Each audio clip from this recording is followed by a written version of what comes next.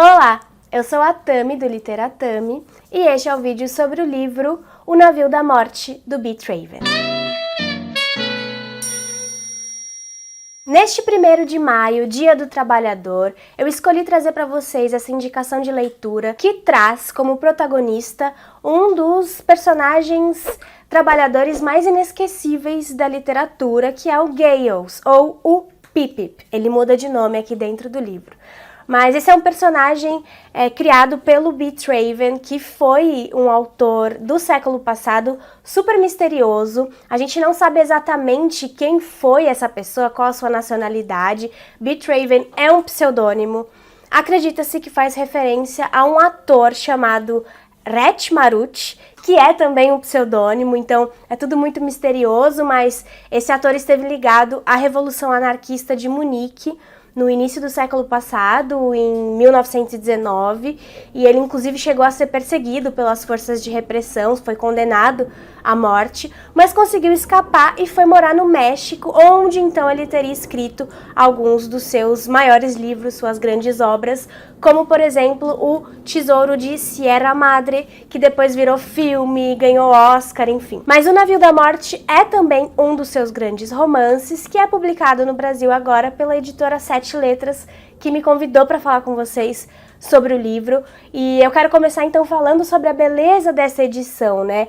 Primeiro que ela foi traduzida pela Érica Gonçalves Inácio de Castro, diretamente do alemão, que foi o idioma original, né, do livro em que o livro foi escrito originalmente. Depois ele saiu 8 anos mais tarde em inglês, mas numa versão expandida que teria sido traduzida pelo próprio Beatriven, mas a maioria das edições acaba, inclusive a edição brasileira anterior, que saiu aqui no Brasil na década de 60, tinha sido traduzida a partir dessa do inglês, mas essa daqui vai na contramão e traz a tradução então do texto original. Além disso, ela também traz pra gente um pós-fácil do Alcir Pécora, que é um professor e crítico literário excelente aqui do Brasil, e o texto dele é ótimo para contextualizar, para abrir o nosso olhar para diversos pontos aqui do romance. Ela tem uma diagramação toda diferente, porque essa diagramação acaba seguindo,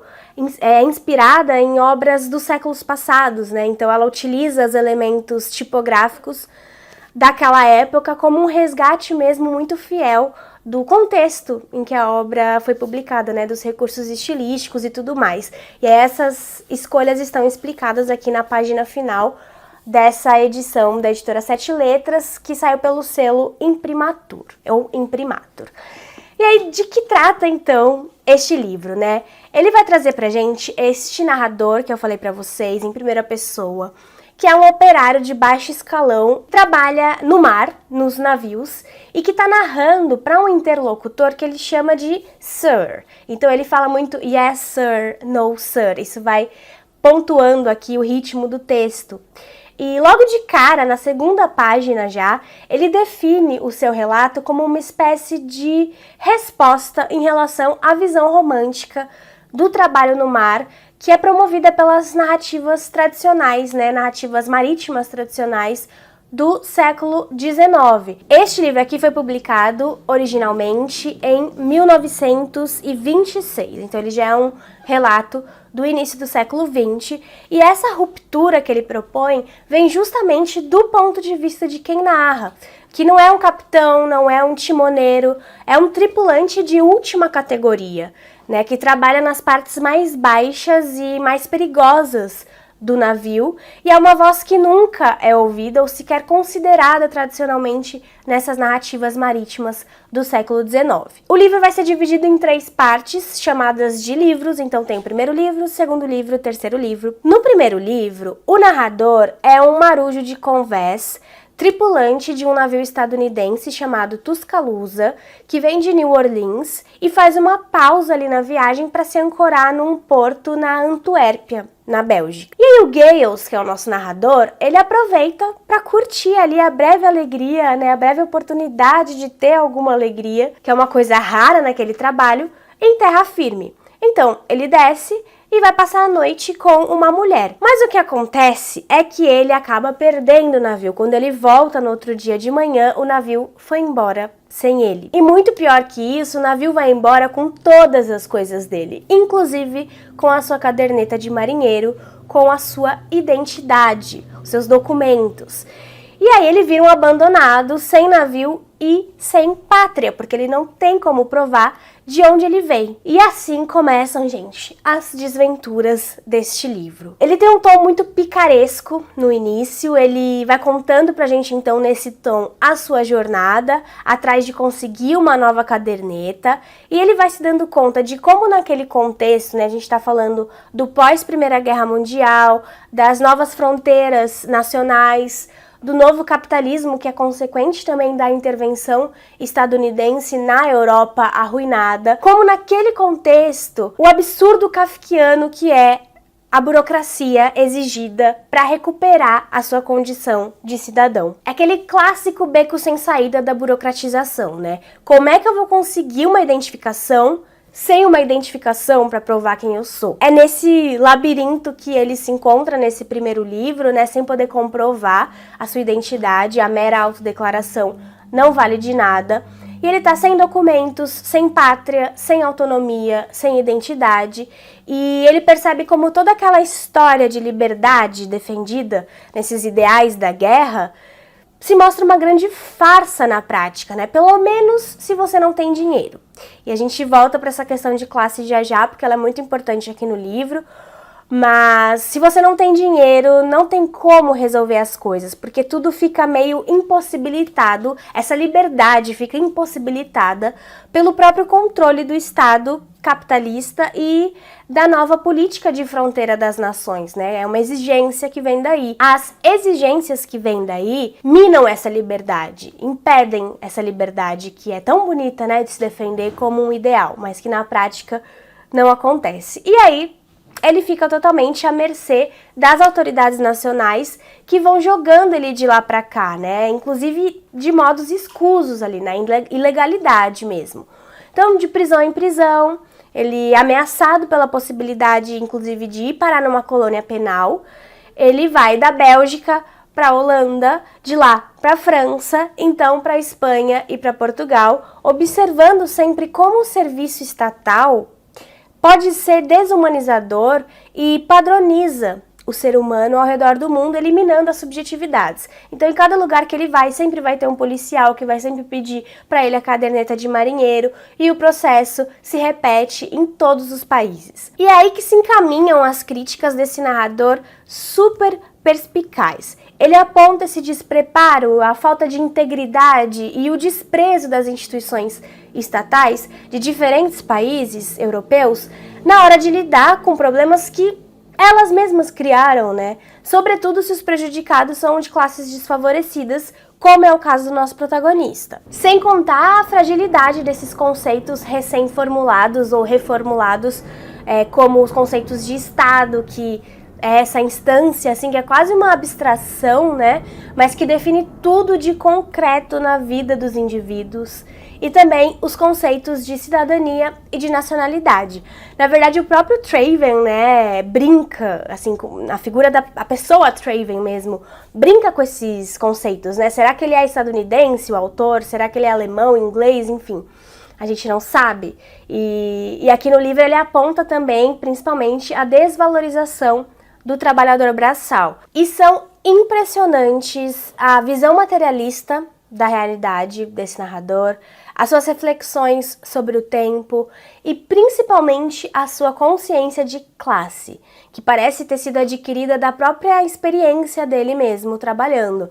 Embora haja algum indício de que ele tenha tido acesso à cultura letrada, não sabemos se exatamente pelos livros ou se eu de ouvir falar, mas ele cita, por exemplo, Goethe em algum momento, já no segundo livro, então tem alguns indícios assim, mas a gente sabe muito pouco do antes da vida desse personagem. E aí eu quero abrir um parêntese aqui, porque ao falar disso, né, de ele colher a sua consciência, o seu pensamento, as suas reflexões da experiência me lembra o narrador do Walter Benjamin, aquele texto clássico do Benjamin, né? O narrador benjaminiano seria aquele que trabalha realmente com essa noção da experiência, né? E o texto do Benjamin foi originalmente publicado em 1936, então 10 anos depois. Mas ele acusa que esse narrador já estava em vias de extinção desde o século passado, né? Do século XIX. Então eu fico pensando, será que esse narrador aqui se enquadra no narrador benjaminiano, né? Porque ele vai atrás de acumular experiência, inclusive ele fala isso aqui. E lá na frente ele vai ouvir as histórias dos amigos marujos e tem um episódio até em que ele tromba com uma pessoa, aqui nesse primeiro livro ainda, com uma pessoa rica, um cara rico ali que ouve a história dele, que morre de rir. Ele é um narrador mesmo muito divertido e ele se diverte e paga por essa história. E ele diz que, então, a experiência aqui tem um valor muito específico e muito raro, né, naquele momento em que ela está em vias de extinção. E ele diz que aquele foi o primeiro dinheiro que ele ganhou por ter contado uma história. Isso dá um pouco a entender de que, se foi o primeiro, então haveria outro? Ou seja, será que ele chegou a se tornar um contador de histórias profissional, um escritor, talvez? Fica essa questão, né? E essa possibilidade do personagem, inclusive, ser um alter ego do Traven. E aí eu lembro do vídeo do Yuri do Livrada, que ele fez um vídeo para esse livro que tá muito bom, em que ele fala que ele duvida que o Traven tenha só ouvido falar dessa experiência que ele narra aqui, que o Traven certamente vivenciou aquilo. Eu não sei, a gente não tem como provar isso, mas se for o caso, caberia então nessa hipótese de que o personagem chega a ser um alter ego do autor. Enfim, parênteses fechados, eu só achei muito interessante todas essas questões que o livro levanta, assim, né? Mas o fato é que esse personagem, então, nessas circunstâncias, ele acaba sendo totalmente levado pela contingência, né? Ele não tem como pedir ajuda, ninguém pode ajudá-lo, porque ele burocraticamente, legalmente não existe, já que ele não tem identidade, e ele vai sendo levado, né, pela vida, e tudo de um modo muito irônico, muito farsesco, como ele narra pra gente essa sua vivência. Até que ele chega num momento que ele vai pescar. E aí é curioso até porque nesse momento da pesca tem uma mudança de estilo narrativo que passa a ser o presente da narrativa, o presente verbal passa a ser o tempo em que a narrativa é contada. Como se ele estivesse vivendo mesmo aquela situação naquele momento e não como se ele estivesse contando para alguém que possivelmente é uma figura de autoridade também pelo tratamento que ele dá para esse interlocutor, mas nesse instante da pesca, que é quando ele vê o navio da morte pela primeira vez, que é o Yorick, a narrativa vai para o presente. E o que é um navio da morte? O navio da morte é aquele navio que já está assim caindo aos pedaços, que pode naufragar a qualquer momento e que as companhias enviam ao mar para que isso aconteça e elas possam então receber o dinheiro do seguro por esse naufrágio. E para elas é muito interessante que a tripulação seja então formada por pessoas que não têm identidade ou que sejam, sei lá, criminosos, que possam morrer sem grandes prejuízos para a sociedade, digamos assim, né? Eles pegam então essas pessoas desesperadas que realmente não tem mais para onde ir e tem como única opção ir trabalhar nesse navio cujo destino é a morte. E aí, aqui na página 102, tem a descrição de quando o personagem vê esse navio a primeira vez. Eu vou trazer para vocês, só para vocês terem um gostinho também do que é essa narrativa deliciosa do Traven. Ele diz o seguinte: já naveguei em muitos navios, os deuses são testemunhas, e já vi milhares deles. São Tomé acredita em mim. Mas ainda não tinha visto um navio igual àquele. Para começar, todo o arcabouço não era só uma grande piada, não. Era uma impossibilidade. Quando a gente olhava aquilo, duvidava que conseguisse navegar sobre as águas. Era mais fácil acreditar que se tratava de um bom meio de transporte para atravessar o Saara, superando com tranquilidade os melhores camelos. Sua forma não era nem moderna nem medieval. Seria um esforço inútil tentar classificá-lo em qualquer período da construção naval. Na popa estava escrito o nome Yorick. Mas as letras eram tão finas e estavam tão gastas que parecia que ele tinha vergonha de se chamar assim. De acordo com o regulamento marítimo, o porto de origem deve vir escrito ali, mas ninguém conseguiria adivinhar de onde o navio era. Provavelmente ele também se envergonhava do seu local de origem. Ele também mantinha em absoluto segredo sua nacionalidade. Provavelmente seu passaporte não estava em ordem. De qualquer forma, a bandeira do país que acenava do mastro para as estrelas estava tão desbotada que podia ter sido de qualquer cor. Além disso, a bandeira estava toda esfarrapada, como se tivesse estado à frente das frotas combatentes em todas as batalhas navais dos últimos 4.000 anos. E assim, ele segue, inclusive dizendo que o navio parece ter sido construído nos tempos bíblicos, enfim, ele usa muito desse recurso do exagero cômico nas descrições, aquilo que o Alcir Pécora vai chamar no texto dele de amplificação, né? Ele amplifica muito as descrições e tudo mais, isso tem um efeito cômico, e o navio tem então essa aparência grotesca, né? Ele é pintado com camadas e recamadas de tinta para que o navio não se deteriore em contato com o mar, mas não tem nenhum cuidado nessa pintura, enfim, é uma coisa realmente grotesca. Apesar de tudo, ele acaba embarcando nesse navio, né? Não tinha muita outra opção, porque ele vai sendo jogado de lá para cá e ele ia acabar parando numa colônia penal em algum momento, e quem sabe entrando ali no navio ele pudesse depois parar em algum outro porto em que ele conseguisse arranjar uma outra embarcação menos pior, né? E tem essa correspondência também curiosa entre o Iorek, que não tem identidade, não tem passaporte e tudo mais, e esse próprio protagonista, né? E aí quando ele entra no navio, que é quando termina esse primeiro livro, há algumas palavras inscritas no pórtico, que são as seguintes: aquele que entra aqui perde seu nome e seu ser, desaparece como o vento. E isso é uma espécie de sentença que a gente vai simplesmente acompanhando conforme o livro avança. O segundo livro, então, vai contar essa vida no Iorek, e este nome do navio faz uma referência ao personagem do Bobo da Corte, da tragédia do Hamlet. O Pécora vai falar um pouco disso aqui, dessa associação no texto dele, ótimo também. Só que ele entra nesse navio, não na mesma função que ele atuava no navio anterior, no Tuscaloosa, mas como parte da gangue negra, ou seja, ele vai trabalhar nessa seção mais perigosa e mais abaixo do navio, que fica ali cuidando do carvão, do fogo e tudo mais. E aí, gente, aí é que começa a agonia. Que agonia, porque assim, primeiro ele entra e o navio é uma imundície total, eles não têm colchões pra dormir, eles dormem em beliches direto na madeira, os dormitórios são minúsculos, então você não consegue nem se virar sem as duas pessoas, que se tiver um beliche aqui e a outra ali, as pernas batem apertadíssimo ali pra eles, pra aqueles trabalhadores da última categoria, né? É uma miséria, assim, obviamente orquestrada pela própria companhia do navio, assim, porque quanto menos esses funcionários tinham, menos eles arriscariam sair dali, porque eles não teriam como, né? Então a coisa nunca era fiscalizada, porque o mar é meio que terra de ninguém, né? Sempre cabe mais um vagabundo no mar, ele diz. Por isso é pra lá que ele vai ostracizado como um pária mesmo, né? Mas se fosse só isso, tava bom. Se o único problema fosse a hora de dormir ou a imundície do navio, até daria pra aguentar, assim, numa boa. Só que ainda havia o próprio trabalho, gente, o trabalho nas caldeiras. As caldeiras são um lugar, assim, insalubre e perigosíssimo dentro do navio. É estreito, é quente, é abafado, tem fogo. Os trabalhadores se queimam com as grades continuamente, é aquela dor insuportável, e eles só têm a si mesmos para se ajudarem. A visão das caldeiras, quando esse personagem vê pela primeira vez as caldeiras do Iorek, é comparada à visão do inferno mesmo, sabe?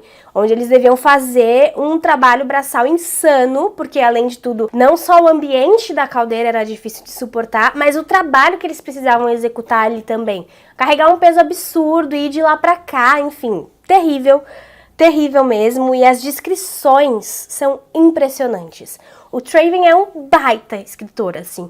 É tudo muito gráfico, é como se a gente adentrasse uma realidade imersiva mesmo quando tá aqui no Iorek, sabe? É o pior do pior possível. E nem parece tão melhor do que uma colônia penal. Na verdade, o personagem chega a comparar o que eles estão vivendo ali com a escravidão, e ele diz que o que eles vivem é pior do que a escravidão. E ele tem um ponto, ele argumenta isso de forma bastante convincente mesmo. Porque assim, um trabalho para o qual você não pode dizer não difere muito, né, do de uma situação de escravidão, né, de escravização. E ele diz que para os senhores de escravo era importante que os escravizados tivessem as mínimas condições físicas de trabalhar. E aqui não tem nenhuma preocupação com as condições físicas dos trabalhadores, porque morreu, a gente arranja outro, sabe? E lembrando que, né, só o que resta pra ele depois de estar sem nome e sem pátria é isso. É a sua força de trabalho. E o único lugar que aceita a sua força de trabalho nessas condições é o navio da morte. Então, a gente vai... Esse é o contexto que a gente adentra aqui. Muita agonia. E ele vai descrevendo também, mesmo nessa situação, né, terrível, ele não perde a sua perspicácia. Então, ele descreve muito bem as dinâmicas internas da classe trabalhadora, a hierarquia naval, como é que funciona o time dos operários ali na caldeira, né? Todos eles condenados a essa sentença do Yorick, a impossibilidade de arranjar algum outro emprego, inclusive depois que se sair dali, se você conseguir sobreviver ao Yorick, né? Aquilo mancha a sua caderneta de marinheiro e é muito difícil você conseguir trabalho em outro navio que não seja um navio da morte também. Então, eles são apagados da vida como verdadeiros mortos e sobra para eles apenas entrar no ritmo da máquina, né, a automatização total. E aí como que a gente muda alguma coisa nessa individuação, né? Como é que, sob a lógica da competitividade, porque assim, até o micro pedacinho de sabonete para tomar banho, que era coisa dificílima de acontecer porque nem água tinha, até isso eles tinham que competir. Então, sob esse signo, sob essa lógica da competitividade, que você tem que disputar tudo com os outros, como é que você se une para mudar alguma coisa, sabe? E ainda sem nenhum direito garantido, porque você não tem identidade. Então, é uma situação extrema, assim, desesperadora. E como é que você para sequer para pensar nessa possibilidade de mudança se você não tem tempo nem para dormir? É trabalho direto, assim, um cansaço, uma exaustão. A existência toda deles é devorada por esse trabalho destruidor. Enfim, nessa segunda parte ele vai então narrando isso, essa vida sempre por um fio, assim, e de modo muito dramático, irônico. Ele mantém ainda aquilo do tom picaresco, mas agora ele parte mais para uma dramatização, porque é uma situação, obviamente, super dramática, é muito ácido na sua narrativa. Muitas vezes ele tenta abstrair do real para torná-lo um pouco mais suportável. Em outras vezes ele é bastante combativo e direto nesse chamado para a mudança revolucionária das relações de trabalho. Em certo momento ele diz: muitos navios caixões vagam pelos 7 mares porque carregam muitos mortos. Nunca houve tantos, desde que a Grande Guerra pela Liberdade venceu. Aquela liberdade que impôs à humanidade passaportes e certidões de nacionalidade para revelar a ela a onipotência do Estado. A era dos tiranos, dos déspotas, dos senhores absolutos, dos reis e imperadores ladeados por seus lacaios e cortesãs foi derrotada, e a vencedora é a era de uma tirania ainda maior, a era da bandeira nacional, a era do Estado e seus lacaios. Eleve a liberdade a um símbolo religioso e ela vai desencadear as guerras religiosas mais sangrentas. A verdadeira liberdade é relativa. Nenhuma religião é relativa. Menos relativa ainda é a ganância pelo lucro. Ela é a mais antiga das religiões, a que tem os melhores sacerdotes e as mais belas igrejas. Yes, sir. Quando ele vai caminhando para o terceiro livro, ele começa meio que a se apaixonar pelo Yorick. Claro que tem um componente irônico aí, de novo, o Pécora aponta isso no texto dele muito bem, mas é quase como se de tanto ele tá ali, trabalhando ali dentro, sem sair dali em momento nenhum, e quase que numa simbiose com o navio, isso criasse um laço afetivo, né, entre eles, como num relacionamento interpessoal mesmo. E aí eu abro um outro parêntese para dizer que muitas vezes ele compara os navios às mulheres. E eu acho que isso não é uma questão do personagem, eu entendi como algo que era feito mesmo naquele momento pelos tripulantes.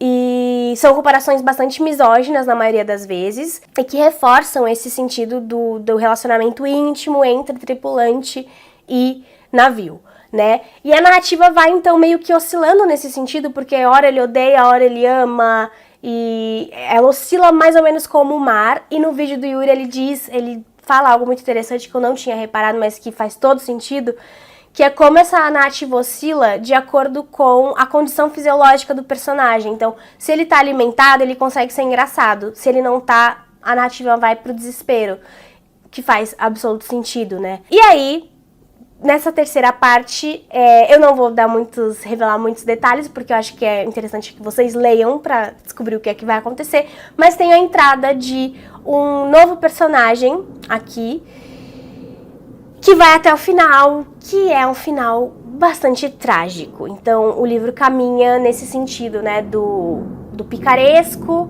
pro dramático e, enfim, pro trágico. E é absolutamente maravilhoso. Eu sei, assim, que é difícil falar isso diante de uma narrativa tão dura, em termos da crueldade que ela descreve mesmo, das condições de trabalho, mas é incrível o que o Traven faz aqui, assim. Esse livro é sensacional, por isso que eu falei que ele é um dos narradores, assim, inesquecíveis, porque ele traz aquele tipo de relato que fica com a gente, assim. Você nunca mais vai olhar pra um navio da mesma forma. E a gente sabe que, pô, isso aconteceu século passado e tal, mas não é, né? As relações de trabalho continuam funcionando mais ou menos assim, tudo pelo lucro, como eu li aqui pra vocês. E o texto do Pécora mesmo é muito elucidativo nesse sentido de apontar a contemporaneidade dessa narrativa, principalmente quando ele fala, por exemplo, de como o navio é uma alegoria pro próprio sistema capitalista, né, cujo rendimento ocorre com essa capitalização da morte dos trabalhadores. Ele fala também do anticlericalismo que perpassa todo o livro, e eu acho que, em última instância, esse é um livro que vai contra toda forma de autoridade. É um livro muito anarquista, assim, por defender a sua liberdade, acima de tudo, a liberdade do sujeito, especialmente do sujeito trabalhador, acima de tudo, e aponta também pro potencial épico que existe aqui nessa narrativa, né, pro aspecto épico que tem nessa epopeia do pobre que conta aqui o nosso narrador. E o vídeo do Yuri também tá ótimo, eu vou deixar aqui pra vocês o link. Ele fala que ele ficou encantado e aterrorizado ao mesmo tempo com a narrativa, e isso é total a descrição do Sublime, e que eu acho também que casa perfeitamente com esse livro. E outras duas indicações de conteúdo sobre este livro que eu queria indicar para vocês é, primeiro, a resenha do Alex de Castro na Folha, por apontar essa contemporaneidade também na narrativa. E a segunda é um texto do Álvaro Costa e Silva, que fala um pouco sobre a identidade do autor. Então acho que são leituras complementares muito boas para fazer assim depois deste livro, que é devastador, divertido e comovente e único e maravilhoso. Essa é a minha indicação de leitura de hoje, eu espero que vocês tenham gostado do vídeo. Se você gostou, não se esqueça de curtir, comenta aqui embaixo se você já leu o Traven, se você ainda não leu, leia, de verdade, que baita escritor é esse cara. Eu não vejo a hora da editora Sete Letras publicar já o Tesouro de Sierra Madre, que eu tô doida pra ler. Bom, inscrevam-se no canal se forem novos por aqui e acompanhem o Literatame nas outras redes sociais. Muito obrigada, um bom dia do trabalhador pra vocês e a gente se vê no próximo vídeo. Tchau, tchau!